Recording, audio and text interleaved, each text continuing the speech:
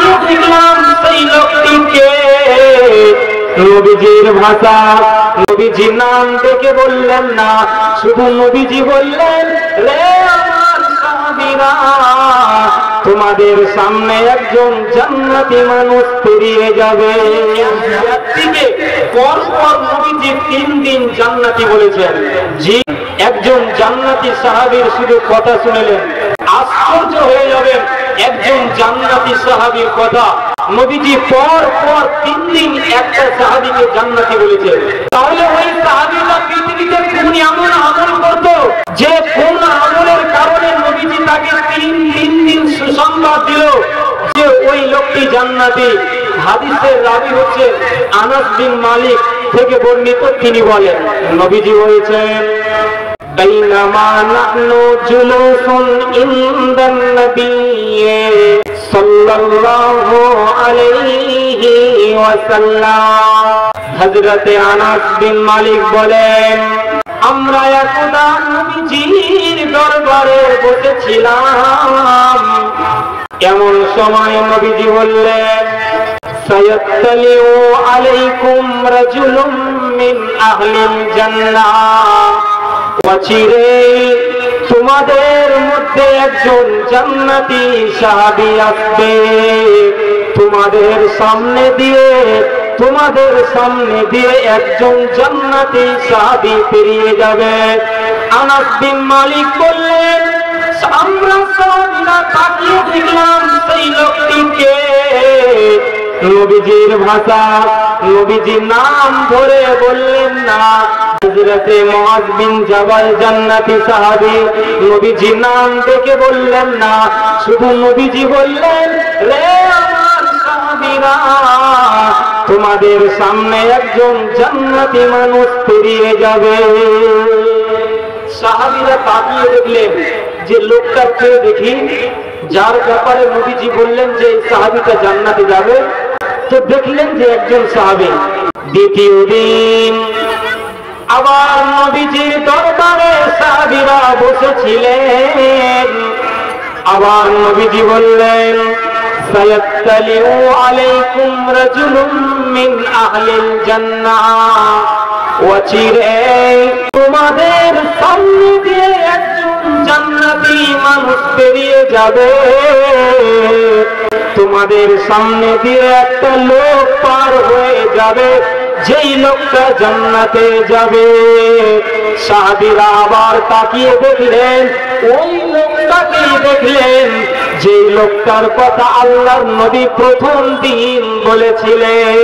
তৃতীয় দিন আবার নবীজির দরবারে বসেছিলেন সাহাবীরা।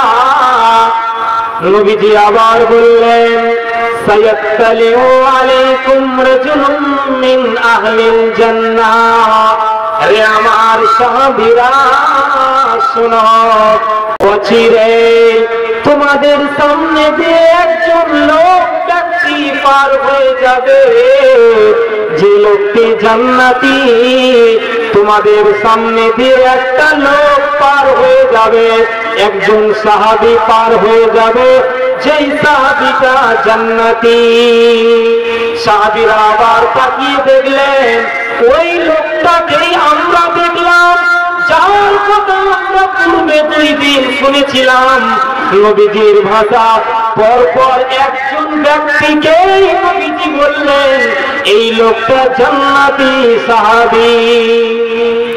যখন পরপর 3 দিন এই ঘোষণা দেওয়া হলো যে এই লোকটি জান্নাতি, সাহাবীরা তাকিয়ে দেখলেন একজন ব্যক্তি যার ব্যাপারে নবীজি 3 দিন বললেন যে জান্নাতি সাহাবী। এখন সাহাবীরা কোন এমন আমল করে যার ব্যাপারে নবীজি 3 বার বললেন, 3 দিন বললেন যে লোকটি সাহাবী জান্নাতি।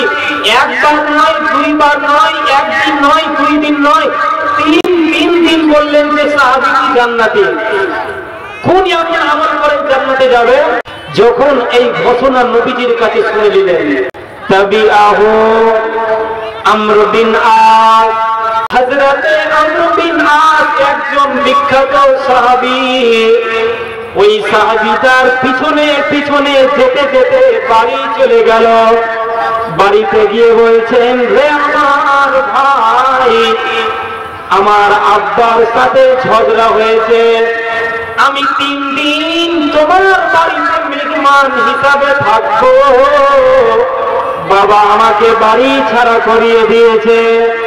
সাহাবী তোকে হযরতে আমর বিন আস, যে লোকটা জান্নাতি সাহাবী, তার পিছনে পিছনে বাড়ি চলে গেল। বাড়িতে গিয়ে তাকে কৌতূহলে মিথ্যা কথা বলছে যে আমার বাবার সাথে ঝগড়া হয়েছে, আমি আপনার কাছে 3 দিন থাকতে চাই।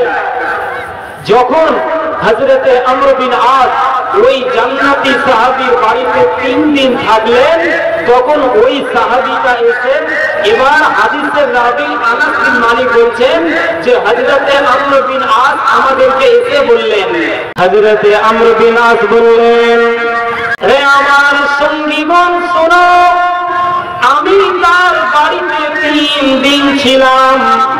ফালাম ইয়ারাহু ইয়াতাহাজ্জাদু ফিল লাইল, রাতে আমি তাকে তাহাজ্জুদের নামাজ পড়তে দেখিনি। রাতের বেলায় তাকে তাহাজ্জুদের মতো সালাত আদায় করতে দেখিনি। শুধু তাই নয়, ওয়ালা যাইদান বিল আমালি ফিন নাহার, দিনের বেলায় যে অধিক আমল করে এমনটাও আমি দেখলাম না। হযরতে আমর বিন আস বললেন, ওই জান্নাতি সাহাবীর বাড়িতে 3 দিন ছিলাম, ওই 3 দিনের ভিতরে রাতে তাহাজ্জুদের নামাজ পড়তে দেখলাম না। শুধু তাই নয়, দিনের বেলাতে যে অধিক আমল করে, অত্যধিক দান করে, অধিক রোজা রাখে, সিয়াম পালন করে, এমন কিছু আমল দেখলাম না। তাহলে কি আমল করে গো? রাতে তাহাজ্জুদের মতো সালাত আদায় করে না, দিনের বেলাতে বিখ্যাত আমল করে, এমনটাও দেখলো না। তাহলে সে কি আমল করতো যার ব্যাপারে নবীজি বললেন যে ওই সাহাবীটি জান্নাতি? পরপর 3 দিন বলল, আমলটা কি যে নবীজি তাকে জান্নাতের সুসংবাদ দিলেন? তখন হযরতে আমর বিন আস ওই জান্নাতি সাহাবীকে বললেন, শুনো ভাই, আসলে আমি আপনাকে মিথ্যা কথা বলেছিলাম, আমার বাবার সাথে ঝগড়া হয়নি, বরং আমরা নবীজির দরবারে বসেছিলাম।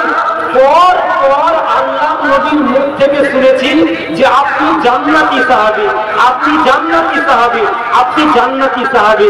এই জন্য আমি দেখতে এলাম যে আপনি পৃথিবীতে কোন এমন আমল করেন যে আমলটার কারণে আপনি জান্নাতি। নবীজির জবান থেকে বের হয়েছে যে আপনি জান্নাতি। এই জন্য আমি দেখতে এলাম যে আপনি রাতের বেলাতে, দিনের বেলাতে কি এমন আমল করেন। আপনাকে তো তাহাজ্জুদের নামাজ পড়তে দেখলাম না, দিনে কোনো অত্যাধিক আমল করতে দেখলাম না, তাহলে কি আপনি আমল করেন? কিছুই দেখলাম না। তখন সেই জান্নাতি সাহাবীটা বলল, তাই তো, আমি তো রাতে তাহাজ্জুদের নামাজ আদায় করি না, দিনে অত্যাধিক আমল করি না, তবে হ্যাঁ, একটা শুধু আমল আমি আমল করি। হতে পারে সেটার কারণে আল্লাহ নবী বলেছেন, সেই আমলটা কি? যখন আমি রাত্রি বেলাতে, যখন আমি বিছানায় ঘুমাই, দুনিয়াতে পার্থিব জগতে চলার সময় আমার বন্ধুর সাথে ঝগড়া হয়ে গিয়েছে, মুসলিম ভাইয়ের সাথে রাগারাগি হয়ে গিয়েছে, হিন্দু ভাইয়ের সাথে তুমি কথা হয়ে গিয়েছে, এক কথায় দুনিয়াতে চলতে গিয়ে কারোর মাঝে আমি হিংসা রাখিনি, বিদ্বেষ রাখিনি, কারোর সাথে আমি রাগ নিয়ে ঘুমাই না, সবাইকে ক্ষমা করে দিয়ে আমি স্বচ্ছ হৃদয়ে আমি ঘুমাই। আমি কোন মানুষের অন্তরে আমি বিন্দু পরিমাণ কষ্ট নিয়ে ঘুমাই না, সবাইকে আমি মাফ করে দিয়ে আমি ঘুমিয়ে যাই। তখন সেই সাহাবী বললেন, এটাই সেই আমল যেই আমলের কারণে নবীজি বলেছেন পর পর আপনি জান্নাতি সাহাবী, আপনি জান্নাতি সাহাবী, আপনি জান্নাতি সাহাবী। অতএব বন্ধুরে, আমাদেরকে জান্নাতে যদি যেতে হয় তাহলে হৃদয়কে পরিষ্কার করতে হবে। এর ব্যাপারে কোরআনের আয়াত আছে, কঠিন কিয়ামতের ময়দানে আল্লাহ আয়াত পরিবেশন করেছে যে ইয়াউমা লা ইয়ানফাউ মালুন ওয়ালা বানুন, কঠিন কিয়ামতের ময়দানে তোমাদের ধন সম্পদ সন্তান সন্ততি কিছুই কাজে আসবে না, তবে ইল্লা মান আতাল্লাহ বিকলবিন সালিম, তবে তোমাদের মধ্যে যে কলবে সালিম নিয়ে আসবে, প্রশান্ত হৃদয়, ভালো হৃদয়, নরম হৃদয় নিয়ে যে আসবে সেই জান্নাতে যাবে।